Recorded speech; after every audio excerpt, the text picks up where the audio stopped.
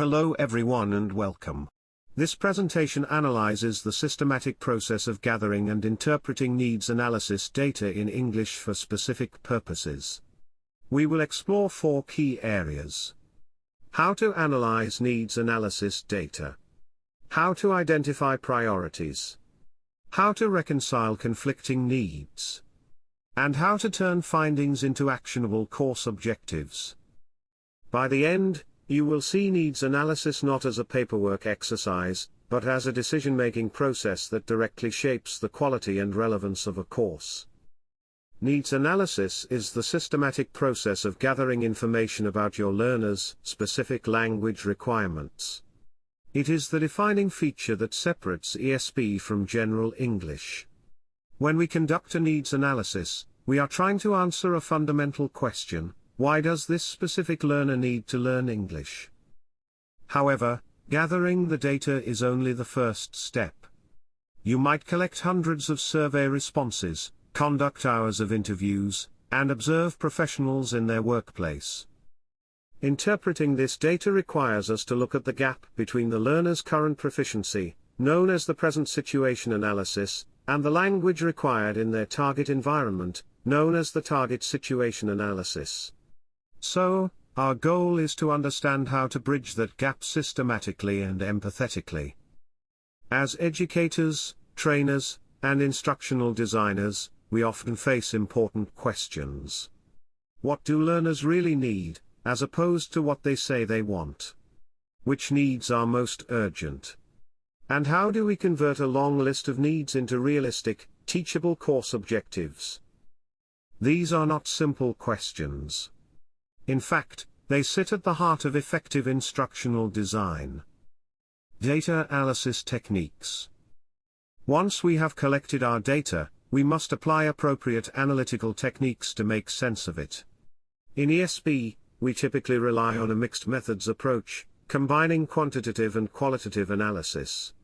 This ensures we capture both the broad trends and the nuanced human experiences of our learners. The needs analysis data comes from the information we collect to understand the gap between where learners are now, and where they need to be.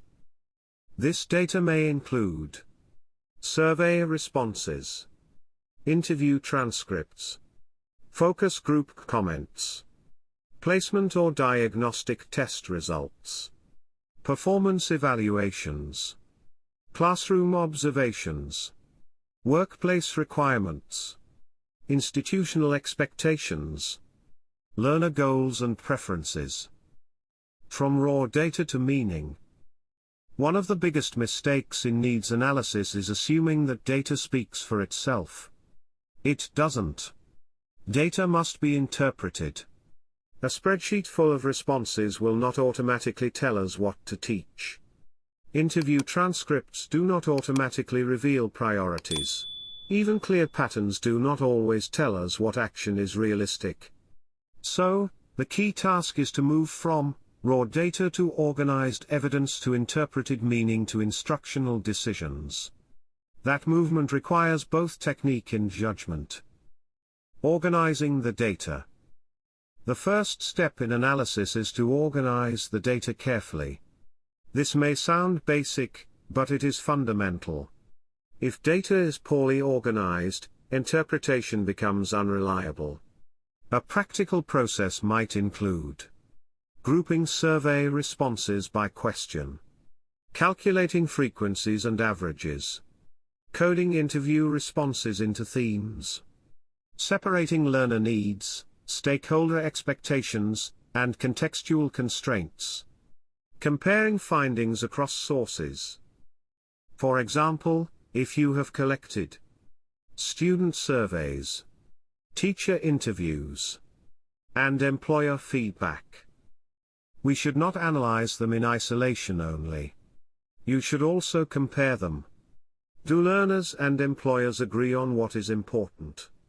Do teachers observe the same weaknesses students report? Are there areas that appear in all three data sources? When the same issue appears across multiple sources, that issue becomes especially significant. Identifying priorities. After analyzing the data, you will likely discover that your learners need to master a vast array of skills. Since instructional time is always limited, we must identify priorities. In ESP literature, we often categorize findings into necessities, lacks, and wants. Necessities are what the learner has to know to function effectively. Lacks are the gap between their current knowledge and the necessities. Wants are what the learners themselves feel they need. To prioritize effectively, we must evaluate the data based on frequency and criticality. Frequency refers to how often a language task is performed. Criticality refers to the consequences of failing to perform that task correctly. Criteria for setting priorities. A useful way to prioritize needs is to apply a set of criteria. Here are some common and practical ones. A. Importance. How important is this need for learners' real-world success? For example, if learners must participate in meetings every day, meeting communication is probably highly important.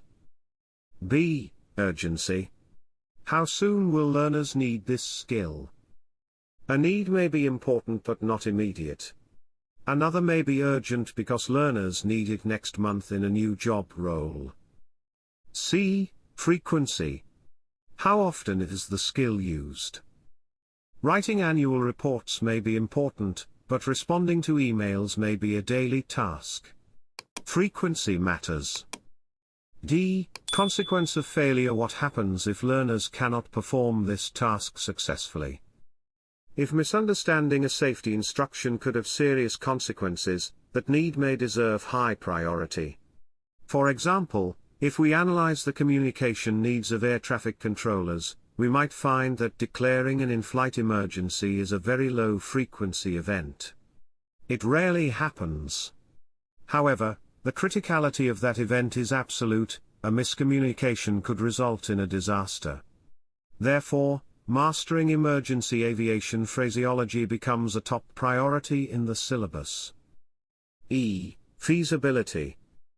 Can this need realistically be addressed within the available time and course conditions? Some needs may be real but too broad to solve in one short course. In such cases, we may need to narrow them. F. Learner motivation. Are learners strongly invested in developing this area? Motivation does not determine everything, but it matters. Learners are more likely to engage with content they perceive as relevant. G. Institutional or organizational expectations. What do employers, schools, or accrediting bodies require?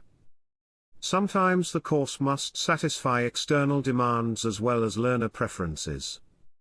Reconciling conflicting needs. One of the most challenging aspects of interpreting needs analysis data is dealing with conflicting needs.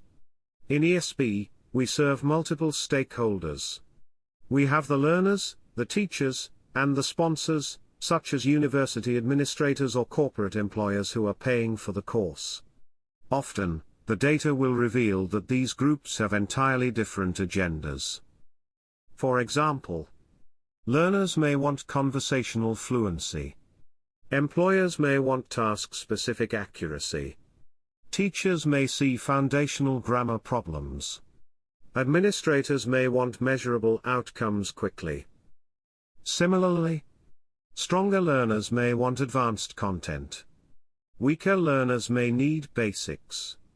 Short-term needs may compete with long-term development. Individual preferences may conflict with group needs. How do we reconcile this? A practical solution is to design a blended syllabus.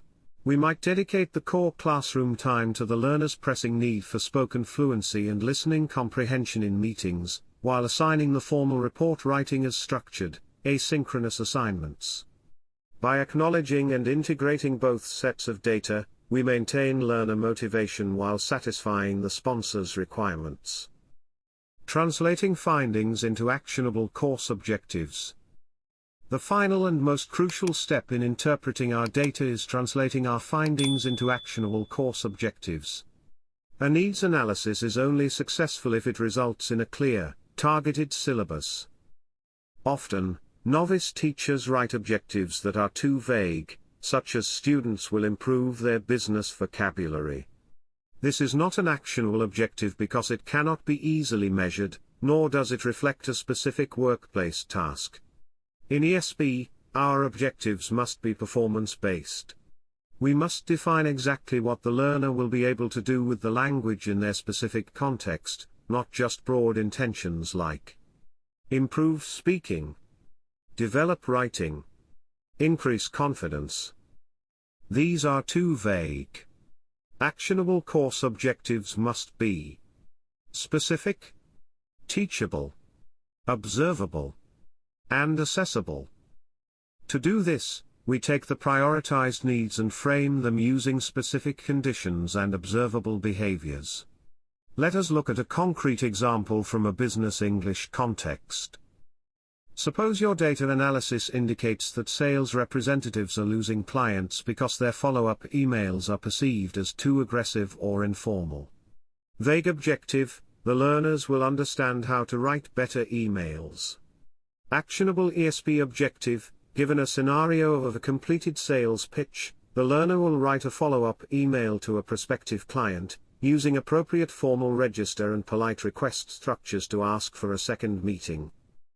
This actionable objective is directly tied to the needs analysis data. It specifies the context, a completed sales pitch, the task, writing a follow-up email, and the linguistic focus, formal register and polite requests. When every objective in your course is crafted this way, you guarantee that your teaching is directly relevant to the learner's real-world needs. From objectives to syllabus decisions. Once objectives are clear, they begin to influence practical course decisions: what content to include, what language or skills to focus on, what tasks to practice, what materials to select, how to assess learning. For example, if an objective is, learners will be able to manage basic customer complaint calls professionally, then the course may include, listening to complaint scenarios, identifying key expressions, practicing clarification and apology language, role-playing phone interactions, receiving feedback on tone, accuracy, and effectiveness. This shows how data interpretation ultimately shapes the actual teaching experience. Analyzing and interpreting needs analysis data is a rigorous academic exercise, but it is fundamentally driven by a human purpose. When we analyze data, we are not merely processing abstract variables, we are listening to the lived experiences of individuals who are investing their time and effort to improve their careers. By carefully applying data analysis techniques, prioritizing based on criticality, managing conflicts with empathy, and writing precise objectives, we ensure that our ESP courses are not just educational but truly transformative for our learners' professional lives.